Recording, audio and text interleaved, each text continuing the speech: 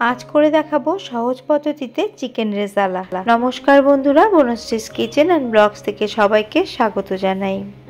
ঘরে কিভাবে খুব সহজ পদ্ধতিতে চিকেন রেজালা বানানো যায়, আজকে সেই রেসিপিটাই আপনাদের সাথে শেয়ার করব। রেসিপিটি পুরো দেখার অনুরোধ রইল। আশা করি রেসিপিটি আপনাদের ভালো লাগবে। 500 গ্রাম চিকেন ভালো করে ধুয়ে পরিষ্কার করে নিয়েছি, জলটাকে ঝরিয়ে নিয়েছি। এখানে আমি উইথ বোন চিকেন নিয়েছি। রেসিপির জন্য পিসগুলো একটু বড় হলে রেসিপিটা কিন্তু ভালো লাগবে। এবার এর মধ্যে ম্যারিনেশনের জন্য আমি দিয়ে দেব টক দই।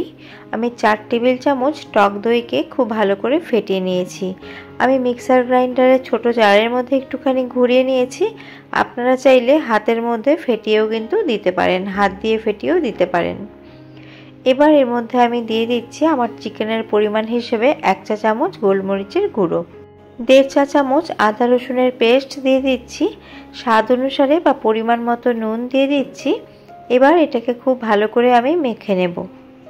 এখানে আমি 500 গ্রাম চিকেনের হিসেবে সমস্ত মশলা নিয়েছি, আপনারা কম বা বেশি করলে সেইভাবে বাড়িয়ে নেবেন। এবার এর মধ্যে আমি দিয়ে দিচ্ছি 1 টেবিল চামচ রিফাইন্ড অয়েল দিয়েও আবার সমস্তটা খুব ভালো করে মিশিয়ে নেব। এইভাবে ম্যারিনেশন করে চিকেনটাকে রেখে দিতে হবে মিনিমাম 1 ঘন্টা। যদি হাতে সময় বেশি থাকে তাহলে তার বেশিও কিন্তু আপনারা রাখতে পারেন, তাহলে খেতে খুব ভালো হবে। আর সময় কম থাকলে আপনারা মিনিমাম 1 ঘন্টা রেখে তারপরে এই রান্নাটা করবেন। সবচেয়ে ভালো হয় ওভারনাইট ফ্রিজের মধ্যে যদি ম্যারিনেশন করে তারপরে রান্না করা হয়। এবার ঢাকা চাপা দিয়ে মিনিমাম 1 ঘন্টার জন্য আমি রেস্টে রেখে দিচ্ছি। তার আগে আমি অন্য প্রিপারেশনগুলোও করে নিচ্ছি। এই মিক্সার গ্রাইন্ডার জারের মধ্যে দই ঘুরিয়ে নিয়েছিলাম, এর মধ্যে একটা মিডিয়াম সাইজের রাফলি করা পেঁয়াজ দিয়ে দিলাম, দিয়ে দিচ্ছি 3টে কাঁচা লঙ্কা। কাঁচা লঙ্কা কতটা ঝাল সেই হিসেবে আপনারা কাঁচা লঙ্কাটা ব্যবহার করবেন। এই লঙ্কাগুলো খুব একটা ঝাল নেই, তার জন্য আমি 3টে দিলাম। এবার জল ছাড়া এটাকে পেস্ট করে নিয়েছি। অপরদিকে একটা বাটিতে 7-8টা কাজু বাদাম নিয়ে নিলাম। গোটা বাদামই ছিল, ভাঙা ছিল না, তার জন্য এটাই ব্যবহার করলাম। আর নিয়ে নিলাম 1 টেবিল চামচ পোস্ত। এগুলোকে প্রথমে শুকনো গুঁড়ো করে তারপরে জল দিয়ে মিহি একটা পেস্ট তৈরি করে নিলাম। ফিরে এলাম ঘন্টা দেড়েক পর। রান্নাটা শুরু করার জন্য গ্যাসের মধ্যে 2 টেবিল চামচ রিফাইন্ড অয়েল গরম করে নিয়েছি। তার মধ্যে দিয়ে দিচ্ছি 2 চা চামচ ভরে ঘি। এই রেসিপিতে অল্প ঘি ব্যবহার করলে এর টেস্টটা কিন্তু খুব ভালো হবে। যদি আপনাদের অপছন্দ থাকে বা অসুবিধা হয় তাহলে ঘিটা স্কিপ করতে পারেন। এখানে গোটা গরম মশলা নিয়ে নিয়েছি, খুব অল্প করে নিয়েছি। 2টো ছোট এলাচ, 4টে লবঙ্গ, 1/2 ইঞ্চি দারচিনি, একটা বড় এলাচ, 6-7টা গোলমরিচ, একটা শুকনো লঙ্কা, 2টো তেজপাতা আর অল্প একটু জয়িত্রী ফুল। এবার এই গরম তেল এবং ঘিয়ের মধ্যে আমি ফোড়নগুলো দিয়ে দিলাম। গ্যাসের ফ্লেমটাকে কিন্তু একদম লোতে রেখেছি, কারণ এই ফোড়নগুলো কিন্তু একদমই বেশি হওয়া যাবে না। ফোড়ন বেশি ভাজা হয়ে গেলে এর সুগন্ধটা নষ্ট হয়ে যাবে। ফোড়নটা হালকা করে ভেজে নিয়েছি, ফোড়ন থেকে সুন্দর গন্ধ বেরোতে শুরু করেছে। এখন যে পেঁয়াজ এবং কাঁচা লঙ্কা বেটেছিলাম সেটা দিয়ে দিচ্ছি। পেঁয়াজ কাঁচা লঙ্কা বাটার সময় কিন্তু একদমই জল দিইনি, জল ছাড়াই এটাকে বেটেছি। এবার মিডিয়াম ফ্লেমে পেঁয়াজটাকে হালকা করে ভেজে নেব। মিনিট 2 পেঁয়াজগুলোকে ভেজে নিয়েছি।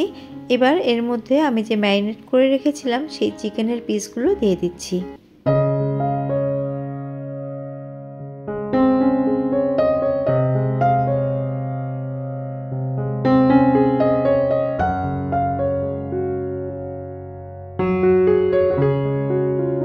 এবার চিকেনের পিসগুলোকে মশলার সাথে 3 থেকে 4 মিনিট মিডিয়াম টু হাই ফ্লেমে ভেজে নেব।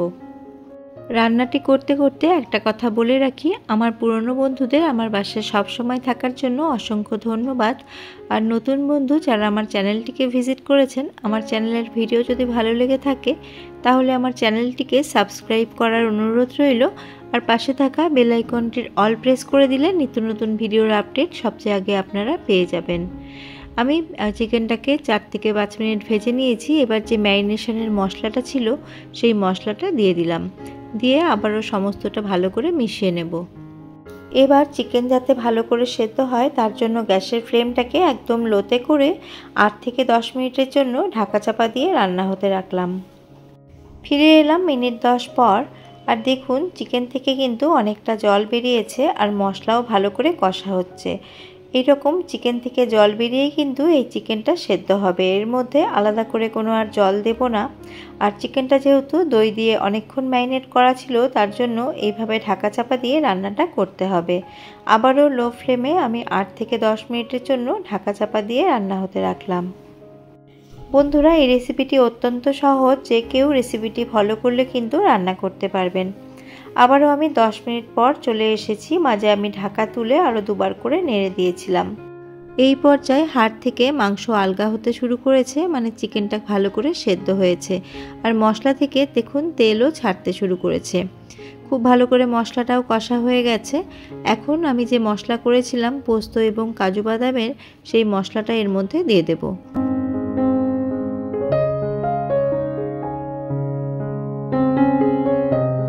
একই সাথে কিছুটা পরিমাণ বাটি ধোয়া জলও দিয়ে দেব। এছাড়া এর মধ্যে আর কোনো রকম জলের ব্যবহার করব না।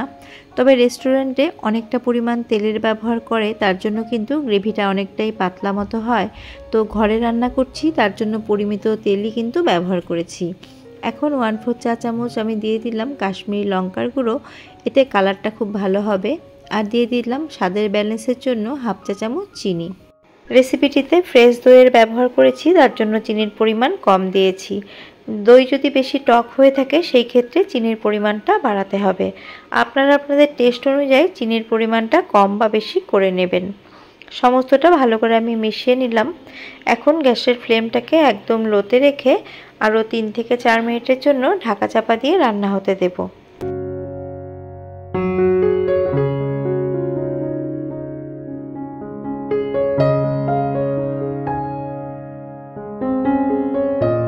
ফিরে এলাম মিনিট 3 পর। আর দেখুন এই পর্যায়ে কিন্তু পোস্ত এবং কাজু বাদামের যে কাঁচা একটা গন্ধ থাকে সেটা চলে গেছে।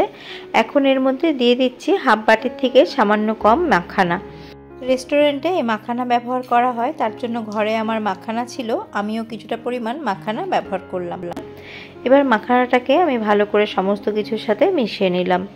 যে কোনো ডিপার্টমেন্টাল স্টোরে এই মাখানা আপনারা পেয়ে যাবেন। মাখানা মিশিয়ে নিয়ে এখন গ্যাসের ফ্লেমটাকে আবারও লোতে করে দিয়ে আবারও 2 মিনিটের জন্য ঢাকা চাপা দিয়ে দেব। তার আগে আমি একটু চেক করে নিয়েছিলাম আর একটুখানি নুনের প্রয়োজন, তার জন্য সামান্য একটু নুন দিয়ে আবারও মিশিয়ে নিচ্ছি। সব শেষে আপনারাও এইভাবে একটুখানি চেক করে নেবেন। এবার ঢাকা চাপা দিয়ে মিনিট 2 রান্না হতে দেব। আরও 2 মিনিট মতো রান্না করে নিয়েছি। আর দেখুন গ্রেভির ওপরে তেল ভাসতে শুরু করেছে। রান্নাটা কমপ্লিট হলে এইভাবে কিন্তু তেলটা ভেসে উঠবে। এবার রেস্টুরেন্ট স্টাইলে যেহেতু করছি, তার জন্য এখানে কেওড়ার জল দেব।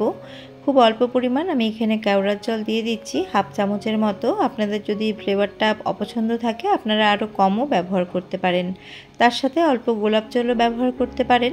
আমার ঘরে গোলাপ জল অ্যাভেলেবেল ছিল না, তার জন্য শুধুমাত্র কেওড়া জলই ব্যবহার করেছি। এখন গ্যাসের ফ্লেমটাকে আমি অফ করে দিয়েছি এবং ঢাকা চাপা দিয়ে 5 মিনিট স্ট্যান্ডিং টাইমে রেখে দেব। তারপরে আপনাদের সার্ভ করে দেখাচ্ছি। সহজ পদ্ধতিতে রেসিপিটি শেয়ার করলাম, আশা করি নতুন রাঁধুনিরা খুব উপকৃত হবেন। রেসিপিটি ভালো লেগে থাকলে লাইক করবেন, বেশি ভালো লেগে থাকলে ফ্রেন্ডস অ্যান্ড ফ্যামিলির সাথে শেয়ার করতে পারেন।